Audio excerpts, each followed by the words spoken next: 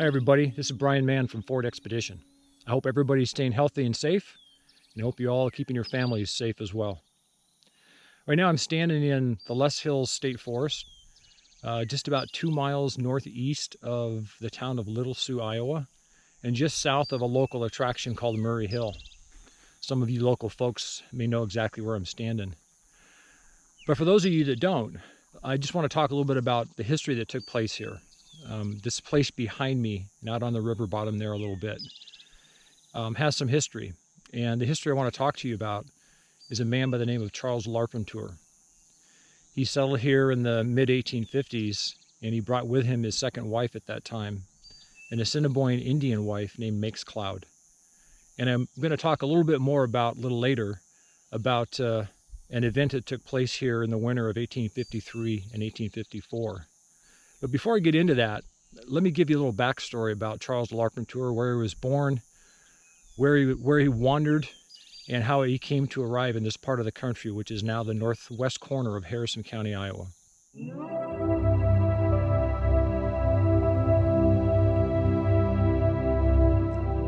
Charles Larpenteur was born May 8, 1803, near Paris, France.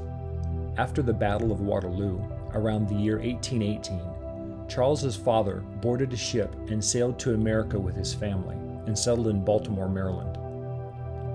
During the early years of his adult life, while living in St. Louis, Charles took a trip up the Mississippi River around the year 1831, intending to arrive at Prairie du Chien, Wisconsin. Instead, he stopped at what is today known as Keokuk, Iowa. At that time, there were a couple of trading posts and a mixture of European immigrants and indigenous people living in the area. While riding the Red Rover steamer up the Mississippi, Charles became acquainted with Maurice Blondeau, an interpreter for the Sauk and Fox Indians throughout what is now the state of Iowa. Both Charles and Maurice took a liking to each other, and it was there that Charles got his first taste of the hardened life of the mountain men and fur traders and interacting with Indians. And after a couple of months, Charles returned to St. Louis, determined to be counted among these men and experience similar adventures firsthand.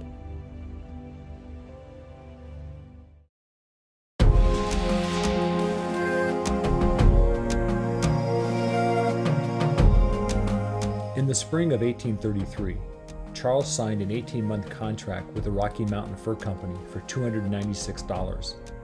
On May 12th of that year, with his mule bridled and saddled, Charles, along with an old mountain man named Louis Vasquez and a party of 40 enlisted men led by Robert Campbell, set out across the plains, destined for the Rocky Mountains.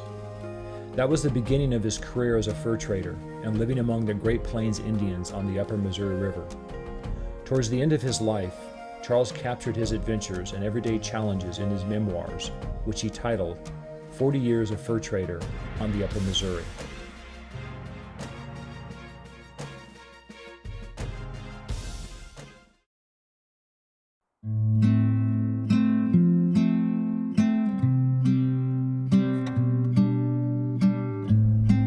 From 1833 until his death in 1872, Charles became a skilled fur trader and businessman, and set up trading posts in many forts throughout the Dakotas and Montana Territory.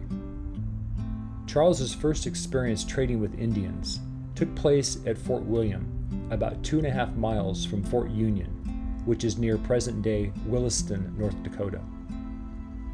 Charles, along with 30 other men, built Fort William in the late summer and fall of 1833, on the spot where the Fort Buford sawmill later stood.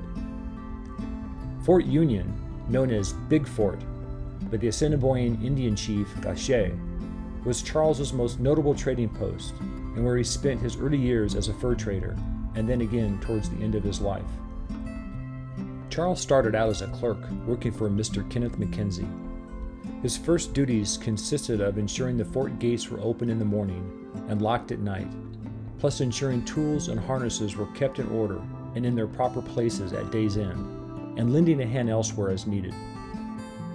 Charles was later put in charge of leading Mackinaw boats full of furs down the Missouri River to St. Louis, and later overseeing construction of Fort Alexander and additional posts in the upper Missouri region. Throughout his many years a fur trader, he established trading posts at Fort Benton, northeast of Great Falls, Montana, Fort Vermilion, northwest of present-day Sioux City, Iowa, on the South Dakota side of the Missouri River, and Fort Stewart and Galpin in northeastern Montana. From his first Green River rendezvous to wintering in Woody Mountain, narrowly escaping many close calls with hostile Indians, trips back to the States, and returning again to the upper Missouri River territory on steamers for more business ventures, Charles began to yearn for a place to call his own, to raise his family and live out the remaining years of his life. His attention was soon turned towards the Loess Hills in western Iowa.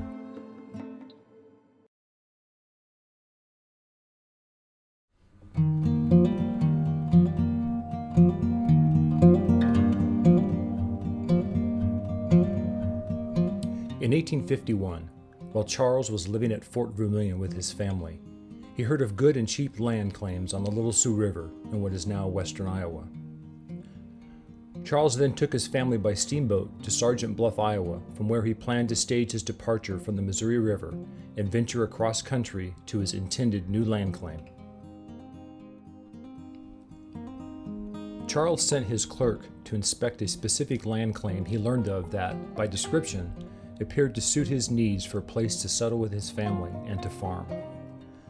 When his clerk returned and provided a first-hand description of the land, Charles set out the next day, and upon arriving, he made the purchase and took ownership of the land claims. Charles then returned to Sergeant Bluff and made preparations to move his family and belongings to their new homestead. Charles bought 4 Indian ponies, 2 French carts, and hired a guide for $2 a day to pilot him through the watery and swampy river bottom. In early June 1851, Charles and his family, led by his guide, departed for the 50-mile journey to their land near the mouth of the Little Sioux River, arriving exhausted after nearly 7 days of pushing through water, swamp, and mud.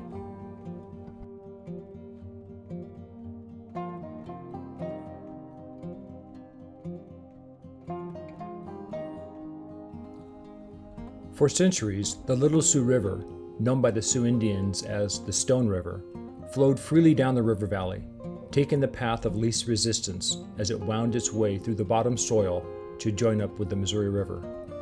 It wasn't until 1947 that a flood control and soil conservation program known as the Nepper Watershed Project diked up and tamed the river.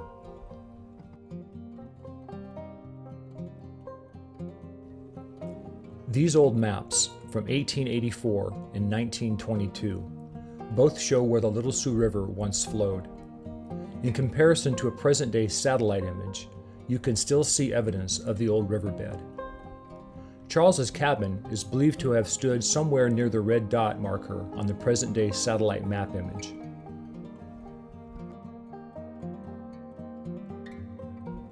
The exact location is believed to be just north of and above the White Shed, within the small grove of trees near the west side of the road. His farmland surrounded his cabin, extending out onto the Little Sioux River bottom.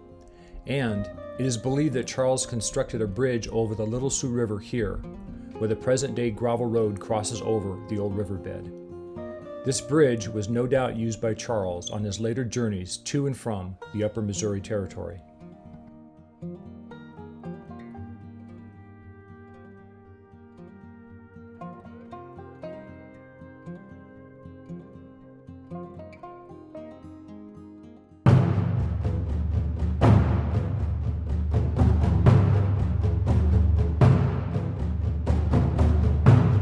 Though Charles had become owner of a rich land claim near the mouth of the Little Sioux River, closer to the States, he was no less out of Indian country. Charles had numerous dealings and close calls with many of the Great Plains Indian tribes during his years on the upper Missouri. He experienced good business as well as found both friend and foe among the Sioux, Blackfeet, Crow, Assiniboines, Rees, Chippewas, and Cree Indians. On many occasions, he encountered hostile bands of Indians and thought it was his time for going on up, as he put it. Charles learned how to talk his way out of many skirmishes and soon became esteemed in high regard by both the men he lived with as well as the Indians who crossed his path. In the Loess Hills of western Iowa, and near the land claim Charles settled on during the early 1850s, the presence of Indian tribes consisted primarily of Little Sioux, Omaha, and Potawatomi Indian tribes. These tribes were living in this area many years before Charles arrived. Deer and buffalo were plentiful, providing sustenance for these nomadic cultures for centuries. If you know where to look, you can still find buffalo cuts in the Loess Hills today.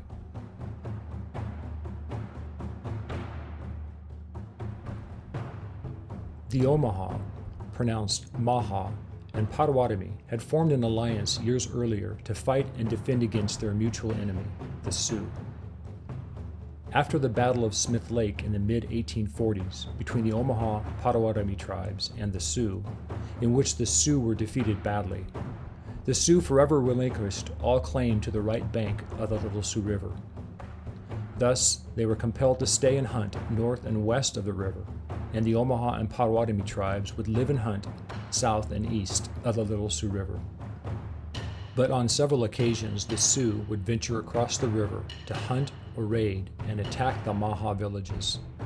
And it was on such an occasion that resulted in the death of Charles's second wife, an Indian woman named Makes Cloud.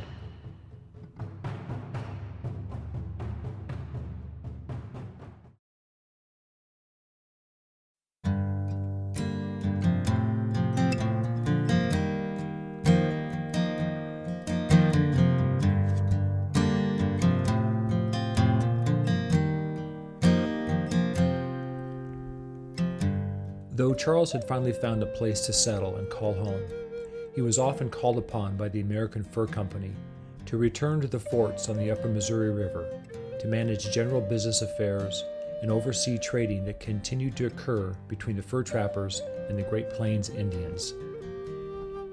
In the spring of 1853, Charles returned home from Fort Vermilion, just west of present-day Sioux City, Iowa. He had rented his farmland out to a local farmer who put in a fine crop of 40 acres on well-broke and fenced bottom ground. The increase of settlers passing through on their way to Utah, Oregon, or California was on the rise. This did not deter the Omaha Indians from continuing to hunt in their old hunting grounds around Charles's land. Charles always kept a few trinkets to trade with them, as they often stopped by his cabin for a smoke of the pipe. Around midwinter of 1853-1854, a party of Sioux Indians had gone to war with the Omahas and killed 4 braves in a battle nearby. It was a bitter cold winter day, and on their return, they passed by Charles's place and resigned to camp on the banks of the Little Sioux River, not far from Charles's cabin. After settling in at their camp, a few young braves went hunting and killed a deer in the timber just south of Charles's field. They took with them what amount they saw fit to feed themselves and the rest of their party. On their way back to camp, they stopped at Charles's cabin and talked with Charles's wife, Makes Cloud, who they knew and could communicate with. Makes Cloud was an Assiniboine who once were part of a larger culture of Sioux Indians during the 1600s and 1700s in Ohio. The Sioux warriors told Makes Cloud they had hung the balance of the deer meat in a tree a short distance from their cabin, and she could have it if she was so inclined.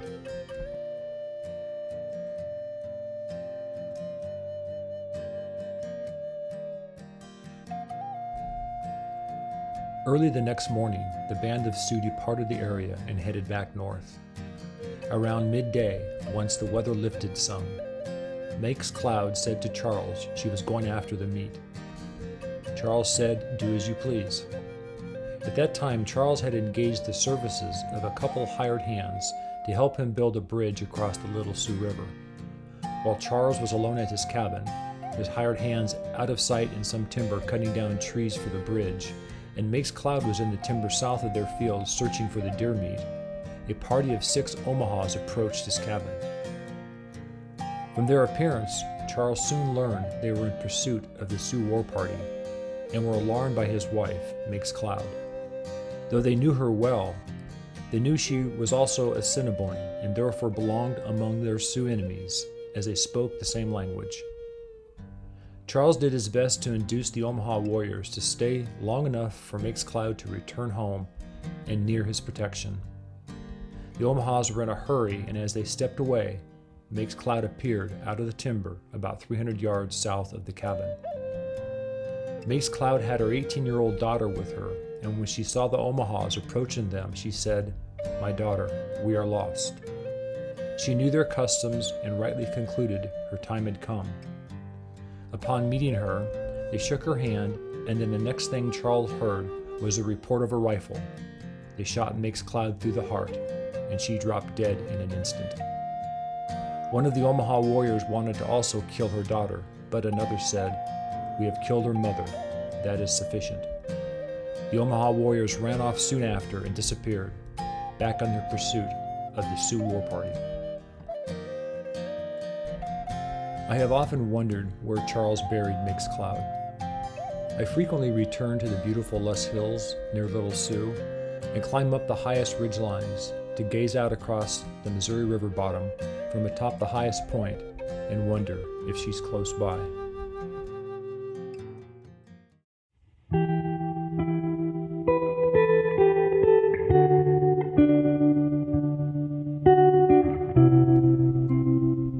Soon after arriving at his new land claim in 1851 and building a more suitable house for Mixcloud and his children, a small party of Omahas came to trade. Unbeknownst to Charles, the Omahas had the smallpox. Within a couple weeks, Charles's youngest child, a small boy, contracted the disease and died 3 days later. In the spring of 1852, Charles made arrangements with Mr. Peter H. Sarpy to go up to Running Water, known today as the Niobrara River in northern Nebraska, and take charge of the trading post there for the Ponca Indians. In September of that year, Charles received news that more of his children had died. Years later, after many more callings to the forts on the upper Missouri, Charles lost his 25-year-old daughter on September 1st, 1866. The following February, his son, Charles Jr., died at the age of 23. Charles would end up outliving all of his children. He returned one final time to the upper Missouri in 1870. His travels this time were made more difficult due to a broken leg he suffered in June of 1869. He had a splendid establishment at Fort Buford and made out quite well with his family.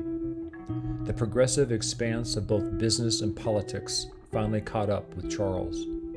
He learned that Congress passed a bill allowing but one post sutler, thus ending his appointments at forts in the upper Missouri.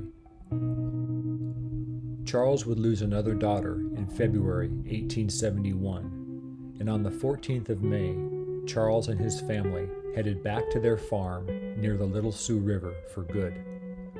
On the 9th of December 1871, Charles's last child, his 12-year-old son Loess, died of inflammation of the lungs.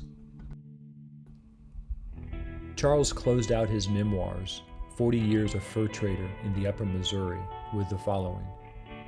40 years ago was my first winter in the Indian country at Fort William, when the stars appeared to fall.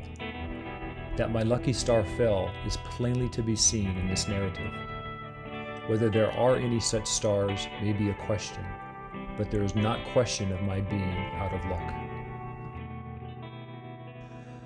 On November 15th, 1872, Charles passed away and is buried in an old, small, hidden cemetery about 500 yards to the east-southeast of where his cabin once stood.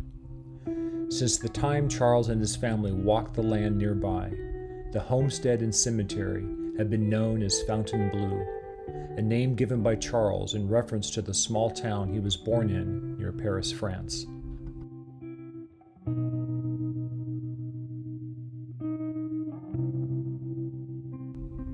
Charles was married 3 times throughout his life. His first 2 wives were Assiniboine women. Where the first wife is buried is not known. Mixcloud, his second wife, is likely buried somewhere near the old homestead. Charles's third wife, Rebecca Bingham, passed away on the 28th of March, 1899, and is buried beside Charles in the old Fontainebleau Cemetery. The memory of their lives will forever be a part of this beautiful place where the Loess Hills touch the old Little Sioux riverbed in western Iowa.